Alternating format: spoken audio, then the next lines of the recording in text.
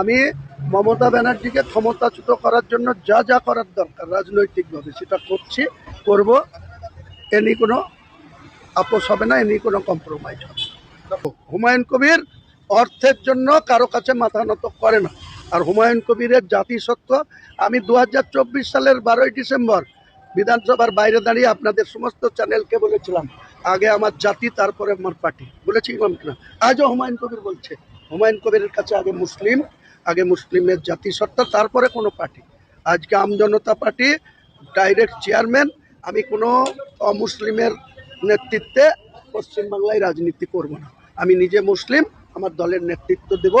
আমার নেতৃত্ব অমুসলিম থাকবে, তাদের কোনো অসম্মান হবে না, কিন্তু আমি কোনো অমুসলিমের নেতৃত্বে বাংলাতে রাজনীতি করব না। আমাদেরকে 80 বছর ধরে শুধু ইউজ অ্যান্ড থ্রো করা হয়েছে। কংগ্রেস 30 বছর করেছে, 34 বছর বামফ্রন্ট করেছে, 15 বছর মমতা করেছে। তাদের জবাব দেওয়ার জন্য আমি দল খুলেছি।